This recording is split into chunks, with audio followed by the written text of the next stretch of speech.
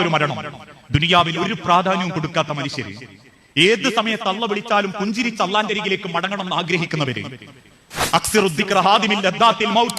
സർവ്വ ആസ്വാദനങ്ങളും നിലപ്പിച്ചു കളയുന്ന മരണം അതിന്റെ കൂടെ എന്ന് ചിന്തിക്കുന്ന യഥാർത്ഥ മുത്തഖീങ്ങൾ, അവർ അള്ളാഹുവിന്റെ തൃപ്തിക്ക് വേണ്ടിയായിരിക്കും എല്ലാ ഇബാദത്തും ചെയ്യുക.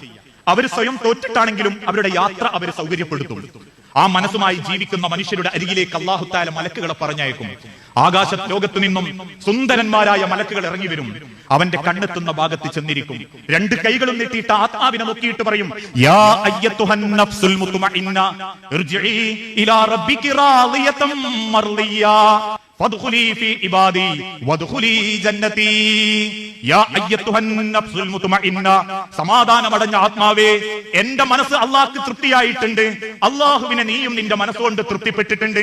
അതുകൊണ്ട് യാ അയ്യത്തുഹൻ നഫ്സുൽ മുത്മഇന്ന ഇർജിഇ ഇലാ റബ്ബികി റാളിയതൻ മർളിയ, ആ റബ്ബിന്റെ ഏറ്റവും നല്ല തൃപ്തിയിലേക്ക് നിന്നെ ഇതാ ഞങ്ങൾ സ്വാഗതം ചെയ്യുന്നു. ഫദ്ഖുലി ഫീ ഇബാദി വദ്ഖുലി ജന്നതി, എല്ലാ ആസ്വാദനത്തിന്റെയും സ്വർഗത്തിന്റെ കവാടം, ആ കവാടത്തിലേക്ക് നിന്നെ ഇതാ പ്രവേശിപ്പിക്കുന്നു. ആ സ്വാഗതത്തോടു കൂടിയാണ് മലക്കുകൾ നമ്മളെ കൂട്ടിക്കൊണ്ടുപോകുക. അള്ളാഹുവിന്റെ പ്രവാചകൻ സല്ലല്ലാഹു അലൈഹി വസല്ലം വിശദീകരിച്ചപ്പോൾ ഉലമാക്കൾ പറഞ്ഞു, ഒരു ചെറിയ നനഞ്ഞ പഞ്ഞിക്കെട്ടിൽ നിന്നും ഒരു ചെറിയ നൂല് വലിച്ചെടുക്കുന്നത് പോലെ, നൈർമല്യത്തോടുകൂടി ഒരു പൂജയിൽ നിന്നും മറു പൂജയിലേക്ക് സാവധാനം വെള്ളമൊഴിക്കുന്നത് പോലെ, വേദനയോ ഒരു വെപ്രാളമോ കാണിക്കാതെ ആ ശരീരത്തിൽ നിന്നും ആത്മാവ് മലക്കിന്റെ കയ്യിലേക്ക് വരും. പുറത്തെത്തുമ്പോഴേക്കും ആ ആത്മാവിന് എന്തെന്നില്ലാത്ത സുഗന്ധം, വല്ലാത്തൊരു സ്മെല്ലായിരിക്കും. ആ സുഗന്ധം ആസ്വദിക്കുന്ന സർവ്വ മലക്കുകളും ചോദിക്കും, മൻഹാദ, ആരായിവൻ? അവനെ വെച്ചിട്ട് പരിചയപ്പെടുത്തി കൊടുക്കും. ഏതാണ് ഈ ഏറ്റവും നല്ല ആത്മാവ്? മഹാദർ റൂഹ് തയ്യിബ, ഏതാണ് ഈ നല്ല ആത്മാവ് എന്ന് ചോദിക്കുമ്പോൾ അവനെ പറ്റിയിട്ട് അവന്റെ വാപ്പന്റെ പേര് വെച്ചിട്ട് പരിചയപ്പെടുത്തും, അൻസാർ ബിൻ അബ്ദുറഹ്മാൻ. ഉടനെ മലക്കുകൾ അവന് വേണ്ടി പ്രാർത്ഥിക്കും. പടച്ച റബ്ബിന്റെ തൃപ്തി അവന് കിട്ടും. സ്വർഗത്തിന്റെ കവാടത്തിൽ പേരുകളിൽ അവന്റെ പേര് എഴുതി വെക്കാൻ പറയും. അവനെ കബറിലേക്ക് പറഞ്ഞയക്കും. ആ കബറിലേക്ക് അവന് കൂട്ടായി ഏറ്റവും സുന്ദരനായ, ആർക്കും ഓമനത്വം തോന്നിപ്പിക്കുന്ന ഒരു വ്യക്തി കയറി വരും. ആ വ്യക്തിയോട് ചോദിക്കും, മൻ അൻത, നീ ആരാണ്? എന്റെ ഈ സന്തോഷത്തിൽ എന്നോടൊപ്പം വന്ന നീ ആരാണെന്ന് ചോദിക്കുമ്പോ അയാൾ തിരിച്ചു പറയും, അന അമലുക തുയ്യിബ, നീ ചെയ്ത സൽക്കർമ്മങ്ങളാണ് ഞാൻ. നീ ത്യാഗം ചെയ്ത സൽക്കർമ്മങ്ങളില്ലേ, നിന്റെ സമാധാനത്തിനും സന്തോഷത്തിനും അള്ളാഹു നിനക്ക് കൂട്ടായി എന്നെ നിശ്ചയിച്ചിട്ടുണ്ട്. ഇത് കാണുന്നതോടുകൂടി അവൻ റബ്ബിനോട് പറയും, നാദാ, നിന്റെ കബറിൽ എനിക്ക് ഇത്രക്ക് സന്തോഷം ഉണ്ടെങ്കിൽ നിന്റെ പരലോകം എന്തായിരിക്കും റബ്ബേ? അതുകൊണ്ട് ഇനി പരലോകം കൂടുതൽ നീ അകറ്റല്ലേ റബ്ബേ, സമയം ദീർഘിപ്പിക്കല്ലേ റബ്ബേ, വേഗം ഒന്ന് പരലോകം കൊണ്ടുവാ എന്നവർ പ്രാർത്ഥിച്ചുകൊണ്ടിരിക്കും. പത്തപ്പിരിയത്തെ കബർ പറമ്പിന്റെ അരികിൽ ചെന്ന് നിന്നിട്ടൊന്ന് നോക്കിങ്ങൾ, ആ കബറിന്റെ ഉള്ളിൽ കിടക്കുന്ന എത്ര മനുഷ്യന്മാർ ഇത് രണ്ടും അനുഭവിക്കുന്നവരുണ്ടെന്ന് അറിയാം. എത്ര മനുഷ്യന്മാർ ഇതിന്റെ ഉള്ളിൽ കിടന്ന് സങ്കടപ്പെടുന്നുണ്ടെന്ന് അറിയാം. പുറമേ നിന്ന് നോക്കിയാൽ ഒരാൾക്കെങ്കിലും അത് ഉള്ളൊന്ന് പറഞ്ഞു കൊടുക്കാൻ പറ്റായിരുന്നെങ്കിൽ ഓരോ കബർ പറമ്പിന്റെ ഉള്ളൊന്നും ആൾക്കാർ വിളിച്ചു പറയായിരുന്നു, മനുഷ്യരെ ഈ ലോകം ഭയാനകമാ, മനുഷ്യരെ ഈ ലോകം ഭയാനകമാ, അതുകൊണ്ട് ജീവിതത്തെ നിങ്ങൾ ചിട്ടപ്പെടുത്തിക്കോ എന്ന് വിളിച്ചു പറയാൻ പറ്റുമായിരുന്നെങ്കിൽ 1000 മനസ്സുകൾ, നാവുകൾ അതിന്റെ ഉള്ളിൽ നിന്ന് വിളിച്ചു പറയാണ്ടാകുകയായിരുന്നു. നാളെ മറ്റന്നാൾ എന്നെയും കബറിലേക്ക് കൊണ്ടുവെക്കുമ്പോൾ ഇതിലേത് മരണത്തെയാണ് ഞാനും നിങ്ങളും സ്വീകരിക്കേണ്ടി വരിക?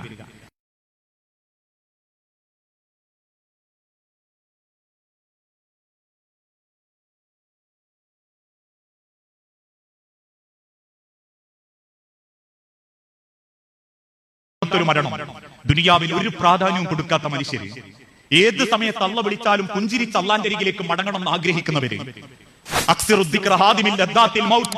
സർവ്വ ആസ്വാദനങ്ങളും നിലപ്പിച്ചു കളയുന്ന മരണം അതിന്റെ കൂടെ എന്ന് ചിന്തിക്കുന്ന യഥാർത്ഥ മുത്തഖീങ്ങൾ, അവർ അള്ളാഹുവിന്റെ തൃപ്തിക്ക് വേണ്ടിയായിരിക്കും എല്ലാ ഇബാദത്തും ചെയ്യുക.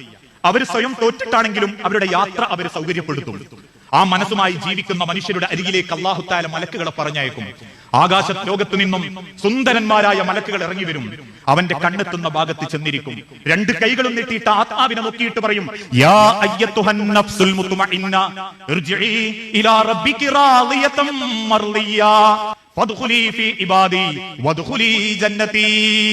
യാ അയ്യത്തുഹൻ നഫ്സുൽ മുത്മഇന്ന, സമാധാനമടഞ്ഞ ആത്മാവേ, എന്റെ മനസ്സ് അല്ലാഹുവിന് തൃപ്തിയായിട്ടുണ്ട്.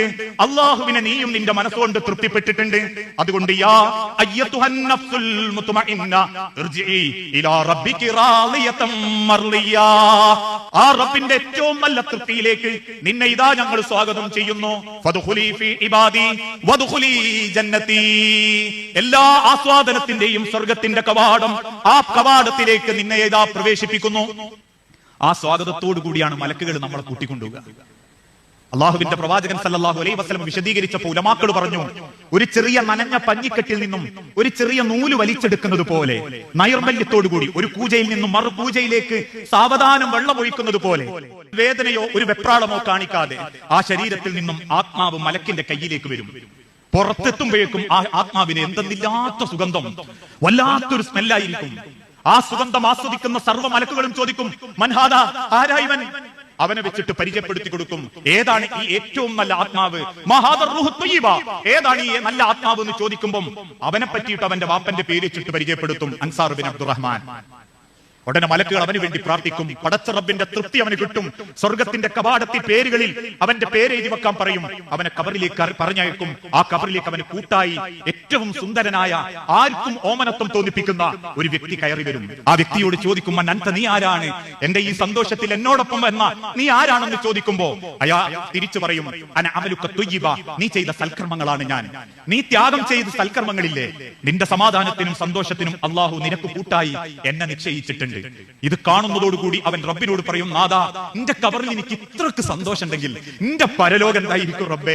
അതുകൊണ്ട് ഇനി പരലോകം കൂടുതൽ നീ അകറ്റല്ലേ റബ്ബേ, സമയം ദീർഘിപ്പിക്കല്ലേ റബ്ബേ, വേഗം ഒന്ന് പരലോകം കൊണ്ടുവാ എന്നവർ പ്രാർത്ഥിച്ചുകൊണ്ടിരിക്കും.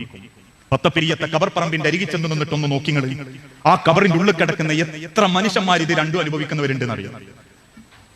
എത്ര മനുഷ്യന്മാർ ഇതിന്റെ ഉള്ളിൽ കിടന്ന് സങ്കടപ്പെടുന്നുണ്ടെന്ന് അറിയാം.